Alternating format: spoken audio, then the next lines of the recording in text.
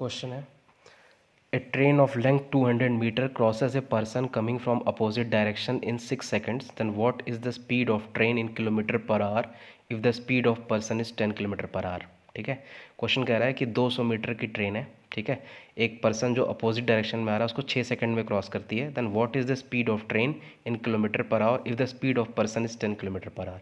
ठीक है, तो मान लिया कि speed of train x kilometre per hour है, ठीक है, x मान लिया, और स्पीड ऑफ पर्सन हमें 10 किलोमीटर पर आवर दे रखा है। ठीक है, तो जब कोई दो चीज़ अपोजिट डायरेक्शन में आती है तो उनका जो रिलेटिव स्पीड होता है वो ऐड हो जाता है।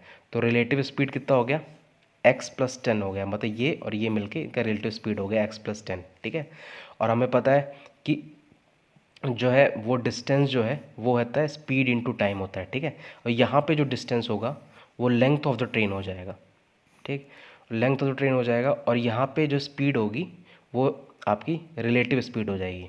ठीक है, और जो टाइम होगा वो जो क्रॉस करने में लगा 6 सेकंड जो दे रखा है यहाँ पे 6 सेकंड वो होगा।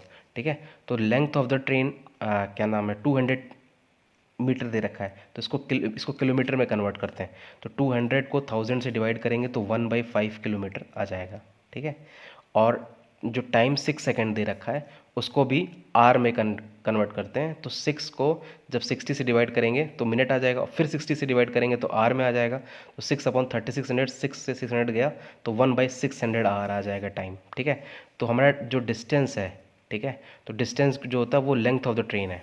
ठीक है, क्योंकि वो जो आदमी को क्रॉस कर रही है तो उतना ही डिस्टेंस करोगे जितना लेंथ ऑफ द ट्रेन होगा। ठीक है, तो लेंथ ऑफ द ट्रेन हमें दे रखा है 1/5 किलोमीटर जो हमने निकाला। ठीक है, और स्पीड जो है वो रिलेटिव स्पीड है, मतलब जो दोनों की सापेक्ष स्पीड है, ये जो मैंने निकाला यहाँ पे, और टाइम जो हमने यहाँ से निकाल ही लिया था, तो ये हो जाएगा आपका, भाई मल्टीप्लाई करेंगे तो 600 इधर आ जाएगा और 5 इधर आ जाएगा, तो ये हो जाएगा, सिंप्लीफाई करेंगे तो ये 120 कट जाएगा, यहाँ 120 बचेगा, ये x plus 10 is equal to 120, तो x is equal to 110 kilometre per hour, यही स्पीड है ट्रेन की। ठीक है, अब अगला क्वेश्चन देखते हैं। अगला क्वेश्चन है,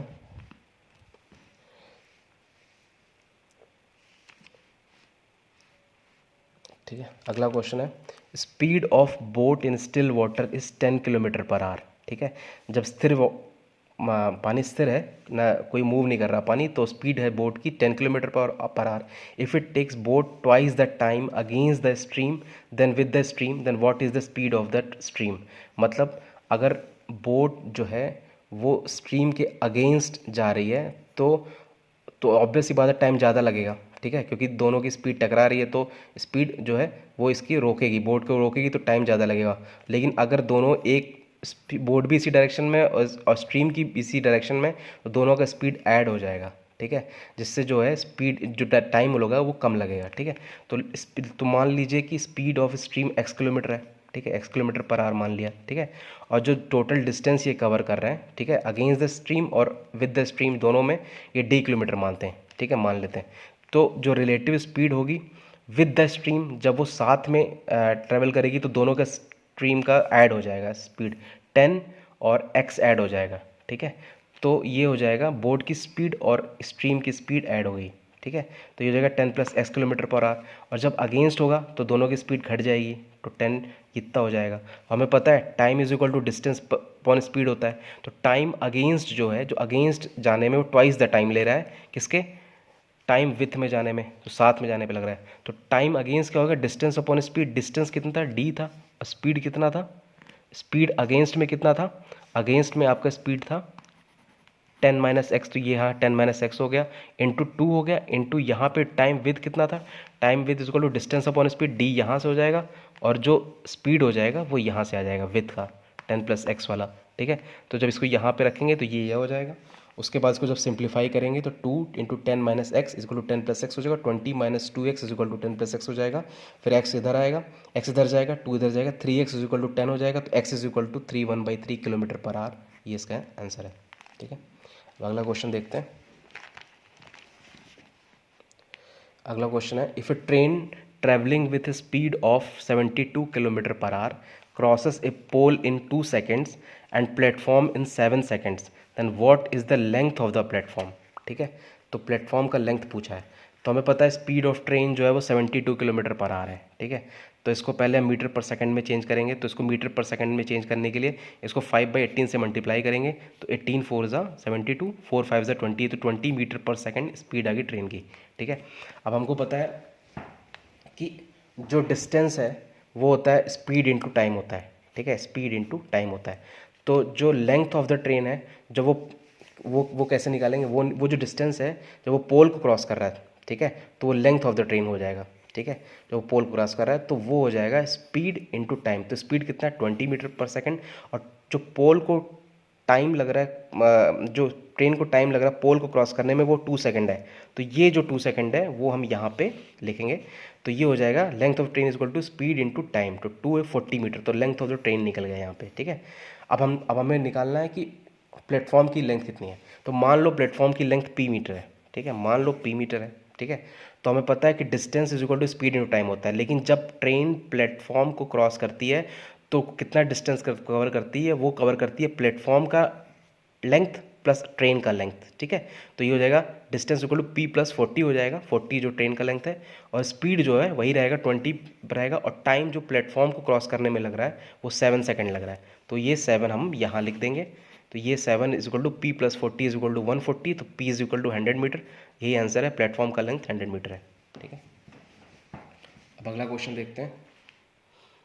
अगला क्वेश्चन है, if 175 metre train are travelling with speed of 54 kilometre and 72 kilometre ना, तो अगर मान लो 100 किलोमीटर की ट्रेन है, ठीक है, और एक 100 मीटर की ट्रेन है, एक 75 मीटर की ट्रेन है, ठीक है, आप ट्रेवलिंग अगेंस्ट है with a speed of 54 kilometre and 78 kilometre, how much time will it take both to cross each other. ठीक है, यहाँ पे ट्रेवलिंग अगेंस्ट होगा, यहाँ पे मैं अगेंस्ट लिख देता हूँ।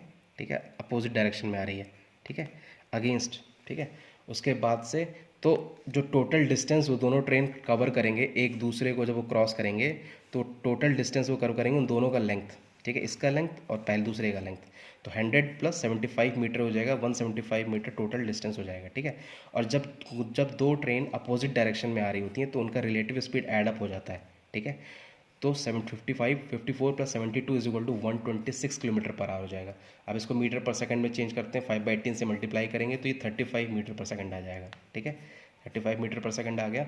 अब जो है, अब हमें टाइम निकालना है, तो टाइम निकालने के लिए क्या, time is equal to distance upon speed.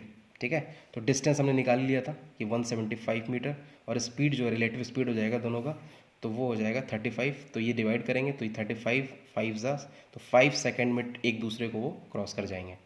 ठीक है, ये इसका आंसर है। अगला क्वेश्चन है,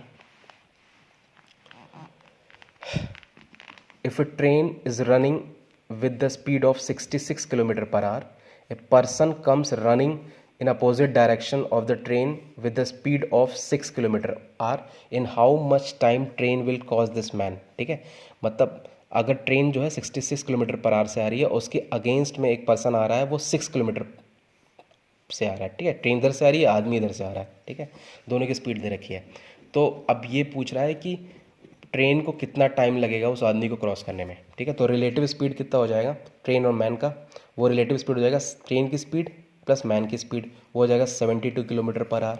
अब इसको मीटर पर सेकंड में चेंज करने के लिए 5/18 से मल्टीप्लाई करेंगे, तो 5/18 से मल्टीप्लाई करेंगे तो 20 मीटर पर सेकंड आ जाएगा।